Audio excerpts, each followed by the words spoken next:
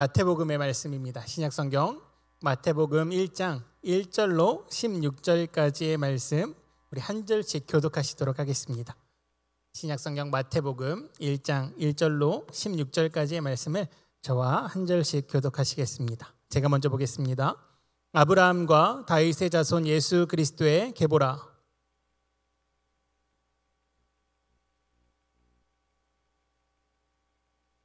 유다는 다말에게서 베레스와 세라를 낳고 베레스는 헤스론을 낳고 헤스론은 람을 낳고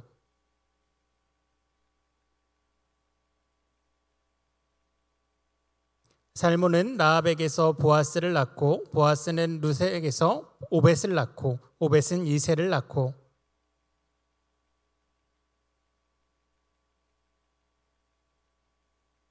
솔로몬은 르호보암을 낳고 르호보암은 아비야를 낳고 아비야는 아사를 낳고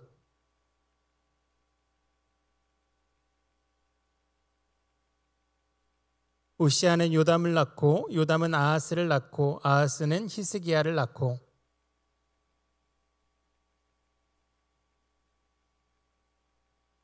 바벨론으로 사로잡혀 갈 때에 요시아는 여고냐와 그의 형제들을 낳으니라.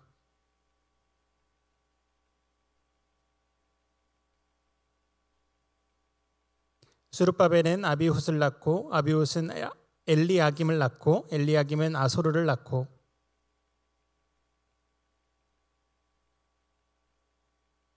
엘리훗은 엘리아사를 낳고 엘리아사는 맏단을 낳고 맏단은 야곱을 낳고 함께 보겠습니다. 야곱은 마리아의 남편 요셉을 낳으니 마리아에게서 그리스도라 칭하는 예수가 나시니라. 아멘. 오늘도 우리 청년 예배 가운데 나오신 우리 모든 청년들에게 하나님의 크신 사랑과 은혜가 넘치시기를 간절히 바랍니다. 우리 청년들은 복음이 무엇이라 생각하십니까? 우리는 복음을 전해야 하는 사명을 맡은 자들이죠. 그렇다면 복음은 무엇입니까? 복음이 무엇이기에 우리는 복음을 전해야 한다 이야기하는 것일까요? 이 복음에 대해서 먼저 우리는 한번 생각해 볼 필요가 있습니다. 복음이 무엇인 줄 알아야 우리가 이 복음, 복된 소식을 전할 수 있기 때문이죠.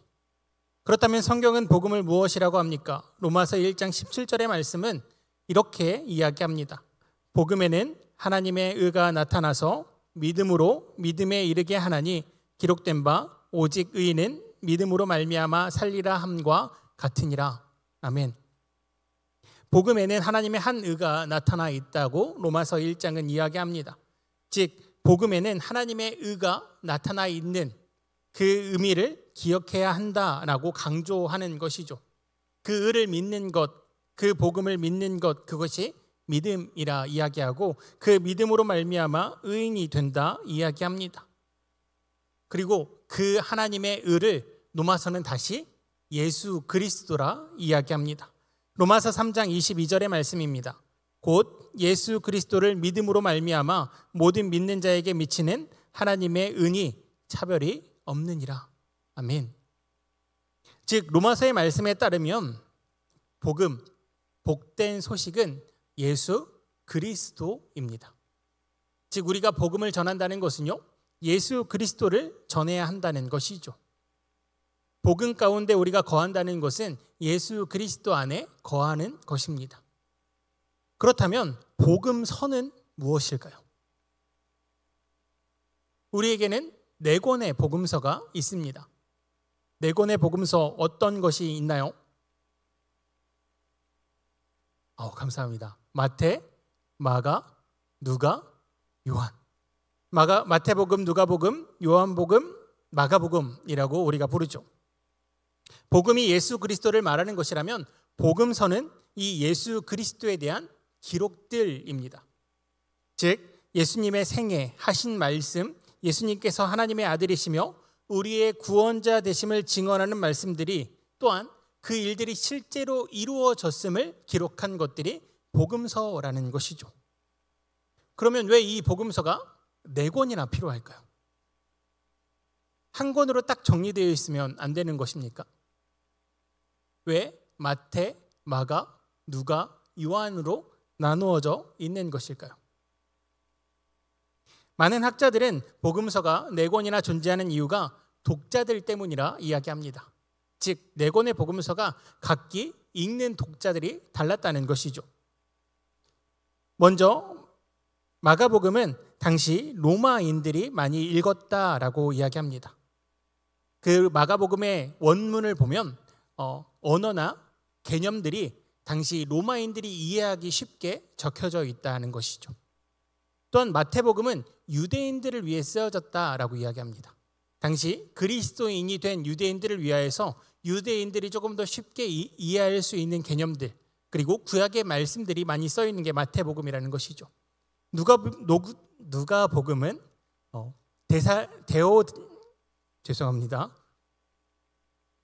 누가복음은 정확하게 누구에게 전달하였는지 수신자가 적혀 있습니다.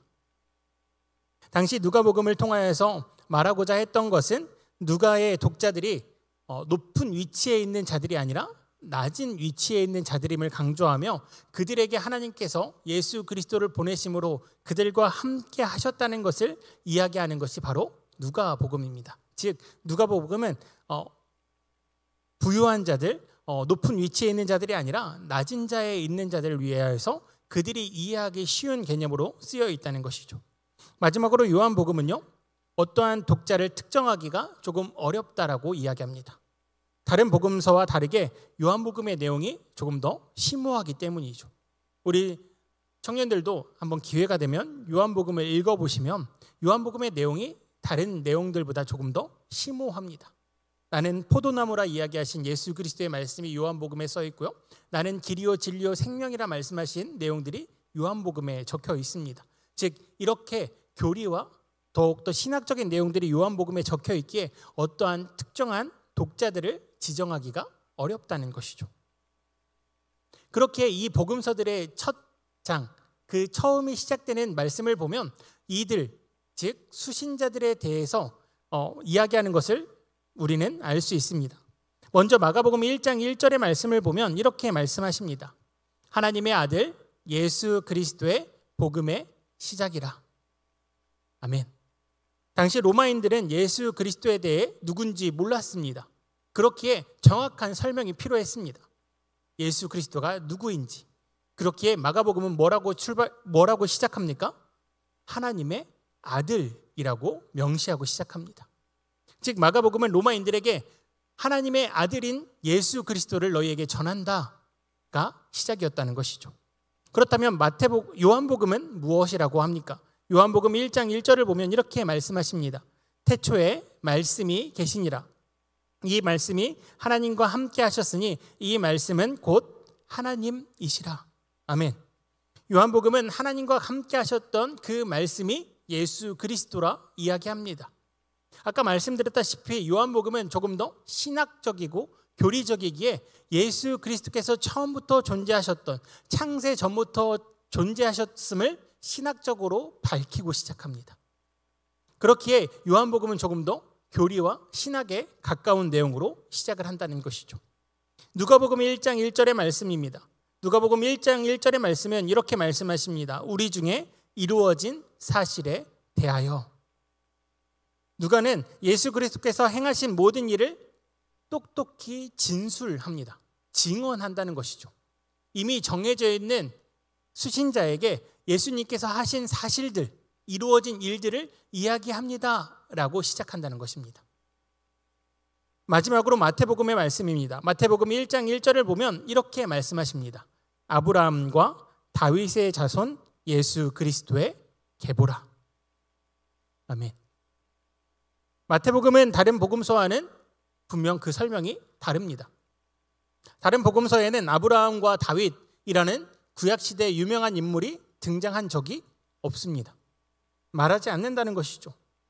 왜 마태복음은 이렇게 아브라함과 다윗의 자손 예수 그리스도의 계보라라는 말씀으로 시작을 하는 것일까요? 예수님께서 태초부터 하나님과 함께 하셨던 분임을 이야기하지도 않고요. 예수님께서 이루었던 그 모든 사실들을 기록합니다 라고 시작하지도 않으며 어떠한 신학적이고 교리적인 말로 시작하는 것도 아닙니다. 아브라함과 다윗의 자손 예수라라고 시작되는 이 마태복음은 갑작스럽게 계보를 이야기함으로써 유대인들만이 이해할 수 있는 계보를 이야기합니다. 당시 로마 사람들, 당시 헬라 사람들이 이해할 수 없는 계보를 이야기함으로써 그 시작을 연다는 것이죠. 그런데 특별한 점은요, 이 마태복음을 읽는 유대인들은 이 계보를 보자마자 예수 그리스도가 누구신지 한 번에 깨달을 수 있다는 것입니다. 이 계보를 쭉 읽어나가면 예수님은 이런 분이시구나, 유대인들은 알 수 있다는 것이죠. 우리 청년들은 혹시 마태복음 1장 1절 이하의 말씀을 읽으면서 예수님이 어떤 분인지 발견하셨습니까? 우리가 1장 1절로 16절까지의 말씀을 읽었는데 이 계보를 쭉 읽어 내려가면서 예수님이 어떤 분인지 발견해 내셨나요? 목사님 무슨 말씀입니까? 낳고밖에 안 보입니다 라는 생각을 하고 계십니까? 이 계보에는 참된 복음의 비밀, 즉 예수 그리스도에 대한 비밀이 숨겨져 있습니다. 그렇다면 어떤 비밀이 숨겨져 있을까요? 우리는 이 계보 가운데 등장하는 여인들의 이름을 주목할 필요가 있습니다. 혹시 우리 청년들은 여기 나오는 여성들의 이름이 총 몇 분이신지 아시나요? 한 번도 생각해 보신 적 없으신가요? 우리 그럼 함께 찾아보도록 할까요? 혹 여성의 이름을 모르시는 분들도 있으니 제가 친절하게 한번 적어놨습니다. 우리 3절에 등장하는 다말, 이 다말이라는 인물은 어떤 인물이냐면요, 처음 야곱이 낳은 12아들 중 유다라는 사람의 며느리인 사람입니다. 며느리인 여성이라는 것이죠. 그리고 5절에 나오는 라합은 가나안 땅에 갔던 정탐꾼들을 숨겨줬던 여인입니다. 그리고 룻이라는 여인은 우리 청년들도 잘 알다시피 룻기에 등장하는 여인입니다. 나오미의 며느리이고 나중에 보아스와 결혼을 하는 여인이죠. 6절에 등장하는 아내라는 표현으로 등장하는 우리아의 아내라는 표현으로 등장하는 밧세바라는 인물은 우리 청년들도 잘 알다시피 솔로몬의 어머니입니다. 그리고 마지막으로는 우리가 잘 아는 마리아, 예수 그리스도의 어머니가 등장합니다. 사실 1절부터 16절까지의 말씀을 쭉 읽으면요, 그의 형제들을 낳고까지 계산하기는 어려우니 대략적으로 한 46명 정도의 인물이 이 계보에는 등장합니다. 그런데 46명 중에 여인은 딱 이 5명만 등장합니다. 유대인들은 이게 불편합니다. 왜 갑자기 여인 5명의 이름이 등장하지? 당시 유대인들의 계보는 남성 위주입니다. 남자만 나올 수 있다는 것이죠. 그런데 그 예수 그리스도의 계보라는 이 명단 가운데 유대인들이 바라보고 싶지도 읽고 싶지도 않은 5명의 여인 이름이 등장합니다. 5명의 여인 이름, 이 등장이 왜 유대인들에게는 불편할까요? 우리가 함께 읽은 것처럼 다말, 아까 말씀드렸다시피 유다의 며느리입니다. 그런데 1장 3절의 말씀을 보면 다말이 누구에게서 베레스를 낳습니까? 유다입니다. 목사님 무슨 말씀이세요? 자, 다시요. 유다의 며느리가 다말입니다. 그런데 다말은 유다에게서부터 베레스를 낳습니다. 즉 시아버지와 동침함으로 자녀를 낳았다는 것이죠.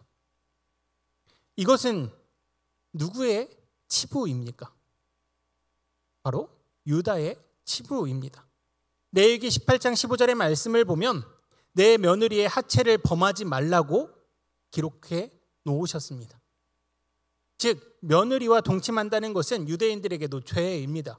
그런데 지금 예수 그리스도의 족복 가운데, 예수 그리스도의 계보 가운데 등장하는 다말이라는 인물은 유다를 통하여서 베레스를 낳습니다.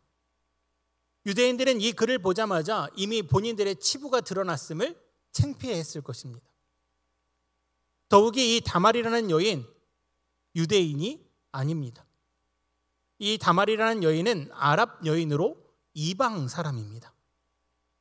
즉 이미 유대인임에도 불구하고 이방 여인과 동침하는 죄를 범했다는 것이죠. 자, 그렇다면 라합이라는 여인은 어떤 여인입니까? 여호수아 2장의 말씀을 보면 그녀 또한 여리고 성의 창녀라고 기록되어 있습니다. 가나안 여리고 성의 창녀라 기록되어 있으니 라합이라는 여인 또한 유대인이 아닙니다. 그녀 또한 가나안인으로서 이방 여인이었다는 것이죠. 심지어 그녀는 여리고 성의 창녀였습니다. 원래 유대인의 법으로는 창녀는 돌로 쳐야 합니다. 그런 라합이 지금 누구의 계보에 들어와 있다고요? 예수 그리스도의 계보에 들어와 있습니다. 룻 또한 모압 여인으로 이방 여인입니다.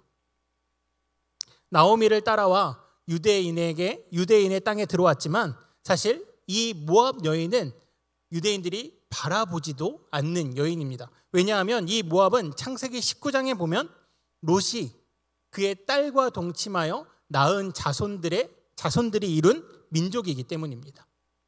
즉 근친상간으로 이루어진 생기게 된 민족이 바로 모압 민족이라는 것이죠. 그렇기에 유대인들은 모압을 쳐다보지도 않았습니다.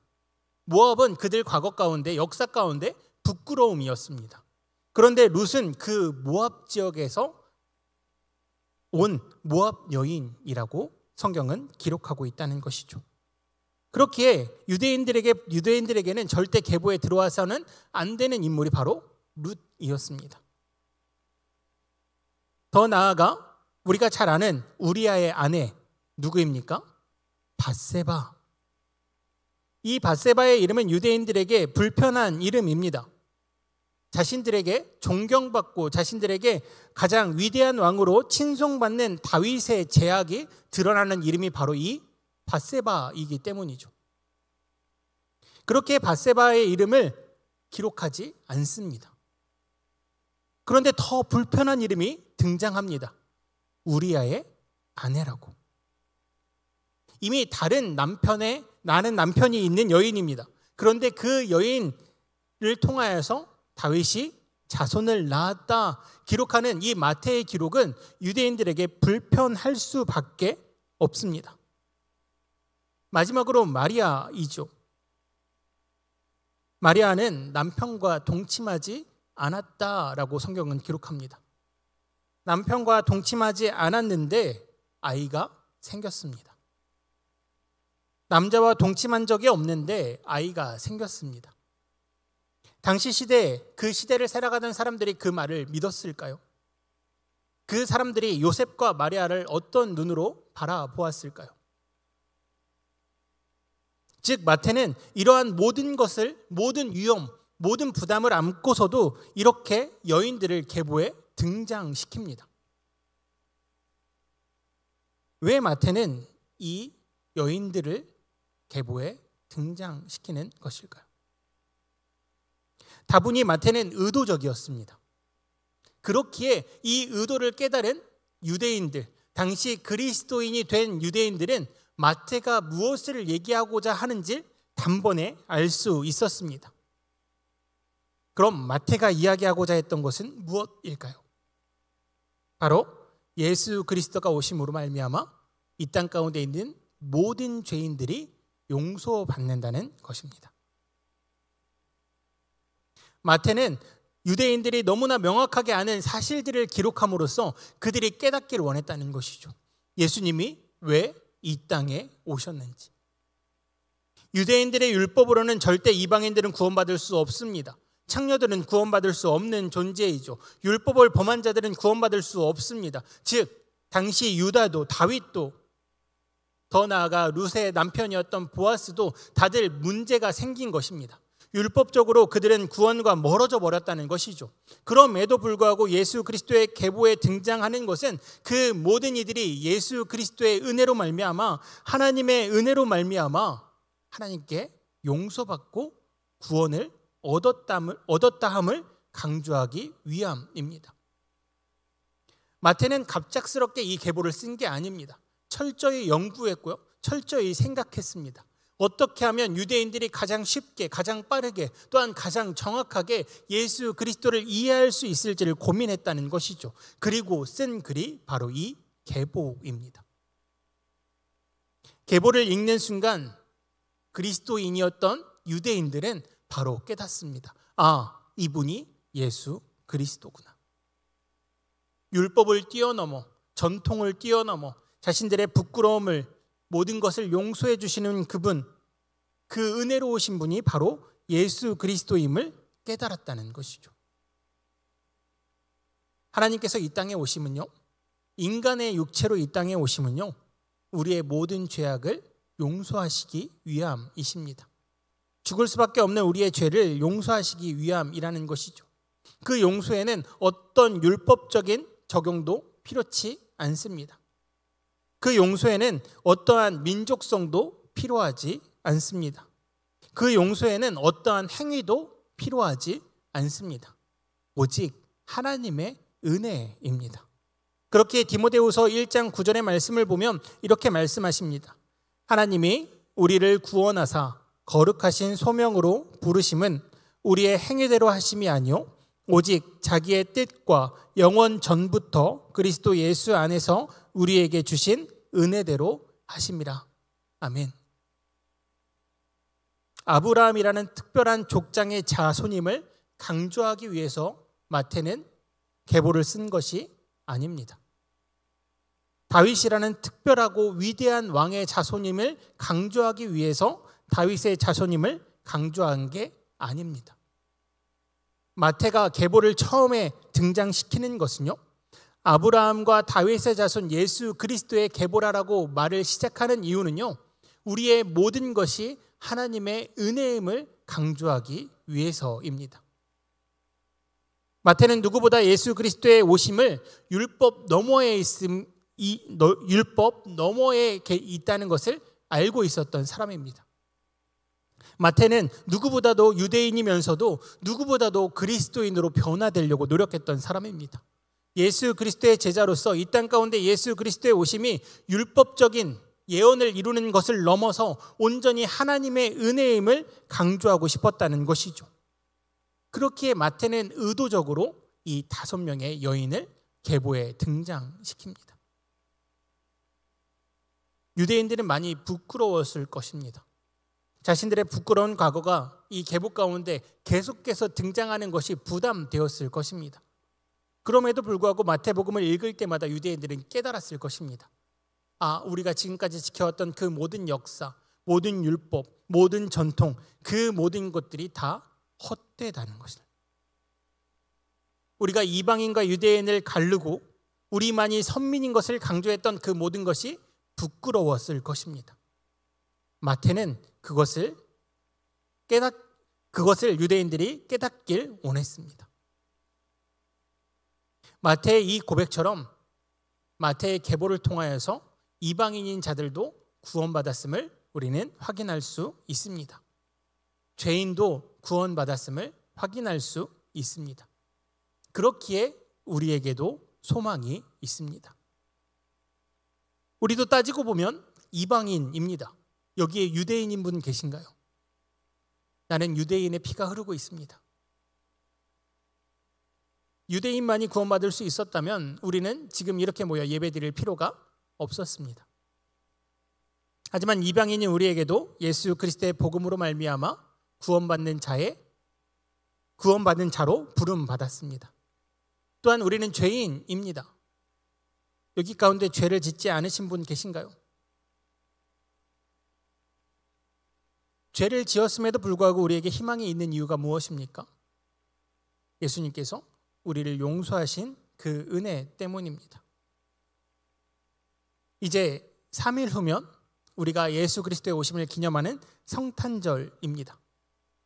예수님께서는 그 높고 높으신 자리에서 이 낮고 낮은 누추한 그 구육 가운데 내려오십니다. 다윗의 자손이지만 왕의 지위를 탐하지 않으십니다. 아브라함의 자손이지만 본인이 누구보다도 높은 자리에 오르려 하시지 않습니다. 예수님은 죄인들의 계보를 따라 죄인된 인간의 육체로 이 땅에 오셨습니다. 그리고 하나님의 뜻에 순종하여 죄인 되고 이방인인 우리를 용서하여 주십니다. 마태는 죄인임에도 이방인임에도 불구하고 하나님의 은혜로 말미암아 용서받은 그 모든 이들을 계보에 등장시키므로 미래로 나아가는 너희들 또한 죄인임에도 이방인임에도 용서받을 수 있음을 강조하기 위하여서 이 여인들을 등장시킵니다. 우리 청년들, 이 여인들의 뒷얘기 알고 계십니까? 다말의 뒷얘기, 라합의 뒷얘기, 룻의 뒷얘기, 그리고 잘 알다시피 우리아의 아내 바세바의 뒷얘기와 마리아의 뒷얘기를 알고 계십니까? 이들 모두 하나님 안에 존재하는 거룩한 백성이 됩니다. 우리 또한 이방인이며 죄인입니다. 그럼에도 불구하고 우리 또한 하나님의 거룩한 백성으로 부름받았습니다. 우리 또한 이 예수 그리스도께서 말씀하시는 그 거룩한 계보 가운데 들어갔다는 것이죠. 그렇기에 바라기는 우리 모든 청년들이 그 하나님의 은혜를 기억하심으로 말미암아 주 예수 오심을 진심으로 기뻐하시기를 간절히 바랍니다. 예수님께서 오심은 우리 때문임을 기억하시며 그 오심이 진심으로 진정으로 기뻐하시는 일이 되시기를 간절히 바랍니다. 오직 믿는 자만이 기뻐할 수 있습니다. 오직 그 믿음이 있는 자만이 진정으로 예수 그리스도의 오심을 기뻐할 수 있다는 것이죠. 이방인임을 인정하고 죄인임을 인정해야 예수 그리스도의 오심이 진정 기뻐질 수 있습니다. 바라기는 그 놀라운 은혜를, 하나님의 그 놀라운 사랑을 깊이 느끼시고 깊이 체험하시고 깊이 기뻐하시는 저와 우리 청년들이 다 되시기를 간절히 바랍니다. 기도드리겠습니다. 사랑과 은혜가 충만하신 하나님 아버지, 주님의 오심을 기억합니다. 주님께서 이 땅에 오시면 우리 죄인들 때문임을 기억합니다. 마태가 기록했던 것처럼 주님, 어떠한 전통도 어떠한 율법도 우리에게 아무 소용없음을 우리가 기억합니다. 주님, 이 시간 기도하는 것은 전적인 그 하나님의 은혜에 감사하며 주님 오심을 진심으로 기뻐할 수 있는 우리 한영의 모든 청년들 다 되게 하여 주시옵소서. 그리하여서 주님 오시는 그날 하나님 기뻐 뛰며 찬양하며 주님께 영광 올려드리는 한영의 모든 청년들 될 수 있도록 주님 만나주시고 하나님 그 마음 가운데 예수 그리스도의 사랑으로 가득할 수 있도록 인도하여 주시옵소서. 주님께서 그렇게 인도하여 주실 줄 믿사오며 사랑이 많으신 예수 그리스도의 이름으로 기도드리옵나이다. 아멘.